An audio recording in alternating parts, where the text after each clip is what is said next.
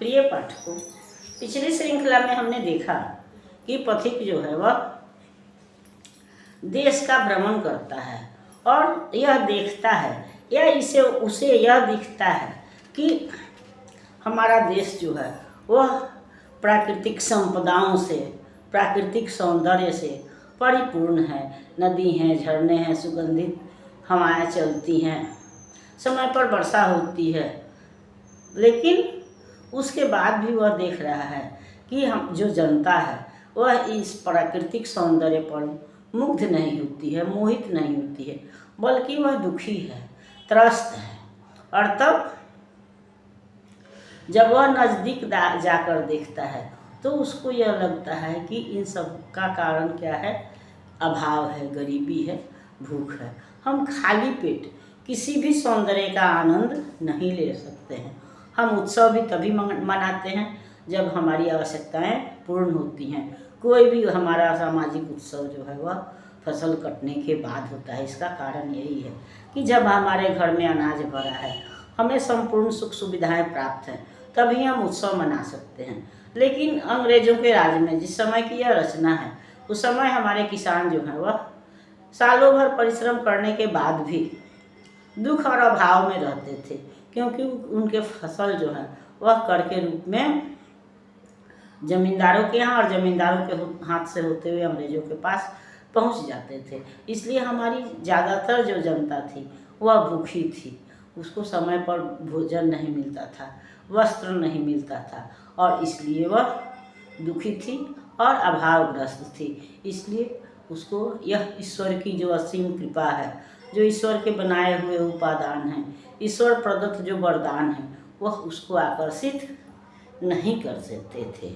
और उसको मनुष्य के साथ साथ धीरे धीरे समाज से भी विश्वास उठने लगा था, ईश्वर से भी विश्वास उठने लगा था। तो पथिक वही प्रश्न करता है, कैसा सुख संगीत शांति पद, उज्ज्वल अमल विमल है, उसका सुनना ही मनुष्य जीवन का लक्ष्य अटल है। साधु संयमी उसे श्रवण कर भव सागर तरते हैं, योगी जन सुनकर उसको अमृतत्व प्राप्त करते हैं। किंतु देश के लोग किसी निद्रा में ज्यों सोते हैं, किसी विनोद प्रमोद में नहीं वे तत्पर होते हैं।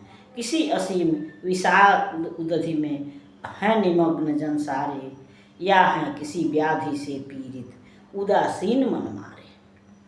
है कोई चिंता निगूढ़ उस पर अधिकार जमाए, या वे हैं अनिवार्य किसी रचना में ध्यान लगाए। देख मानसिक रास देश में उदासीनता छाई, अंतर पीड़ा समझ प्रजा की उसको करुणा आई। उसने बाहर से स्वदेश को अति विषादमय पाया, सब भीतर की दशा देखने वह समाज में आया। तब भीतर की दशा देखने वह समाज में आया, जब उसने सर्वत्र दुखों के भीषण दृश्य भी रोके। उसका हृदय विदीर्ण हो गया, आंसू रुके न रुके। धधक रही सब ओर भूख की ज्वाला है घर घर में, मांस नहीं है निरा सांस है शेष अस्थि पंजर में। अन्न नहीं है, वस्त्र नहीं है, रहने का न ठिकाना, कोई नहीं किसी का साथी अपना और बेगाना।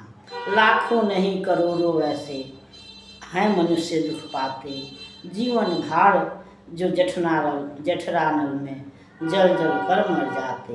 हाय हाय कर लोग सांझ को निराहार सो जाते, एक बार भी रात दिवस में पेट नहीं भर पाते। खाते हैं गम और आंसू ही से प्यास बुझाते, लेकर आयु विविध रोगों की हैं दिन रात बिताते। फटे पुराने चिथड़ों ही से ढके किसी विधि तन है, कैसे सिए सुई तागे से भी नितांत निर्धन है। बड़े सवेरे से संध्या तक करके कठिन मजूरी, सुख के बदले में पाते हैं आयु मगर अधूरी। चिंतित हैं, आश्चर्यचकित हैं, कृषक विकल हैं दुख से, कौन काढ़ लेता है उनका कौर अचानक मुख से। शासक दल असहाय प्रजा को घोर कष्ट देता है, रक्षक से भक्षक बनता है, सर्वस हर लेता है। अटल दीनता का चंगुल है, साथी कौन किधर है, हरदम सिर पर मौत खड़ी है, ओठों पर ईश्वर है। त्राहि त्राहि सब ओर मची है, व्याकुल हैं नर नारी, वे न संभाल भार सकते हैं लघु जीवन का भारी। घोर दीनता ही के कारण सद्गुण रहा न उस मुन में, बढ़ती ही जाति प्रवृत्ति है नित उनकी दुर्गुण में। झूठ दंभ विश्वासघात छल से परधन हरते हैं, कोई भी अनीति करने में लोग नहीं डरते हैं। सद्गुण जो मनुष्य जीवन की उन्नति का साधक है, उसकी ही उन्नति अब तो पेट हुआ बाधक है। सत्य धैर्य विश्वास सुजनता पौरुष सद्गुण सारे, पैसे पैसे पर बिकते हैं कुटिल नीति के मारे। नए नए अभियोग अमूलक नित चलते रहते हैं, निरपराध अन्याय दंडे नित ही सज्जन सहते हैं। तो यह पथिक देखता है कि प्रचुर प्राकृतिक संपदा के बावजूद, प्राकृतिक सौंदर्य के बावजूद हमारी प्रजा दुखी है, वह उस ओर ध्यान नहीं देती है।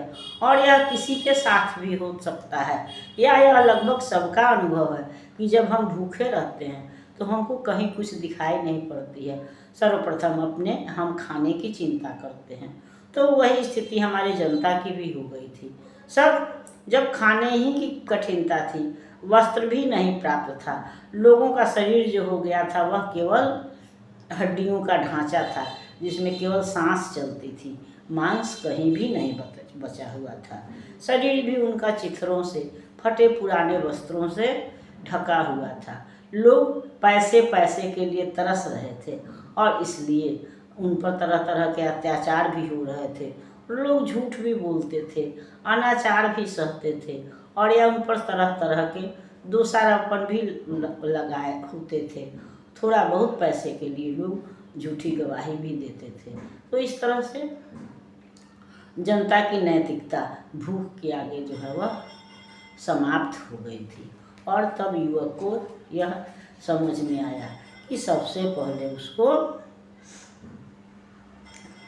इनके अंदर क्या है, तो इनको इनके महत्व को समझाना है, इनके आंतरिक गुणों को समझाना है, इनको इनके शक्तियों से परिचित कराना है, तब जाके इनकी दशा में सुधार हो सकता है। और तब पथिक जो है यही करने का प्रयत्न करता है, जिस पर कि हम अगली श्रृंखला में विचार करेंगे। तब तक यह श्रृंखला आपको पसंद आती है तो लाइक कीजिए, सब्सक्राइब कीजिए। मिलते हैं अगली श्रृंखला में, तब तक के लिए धन्यवाद।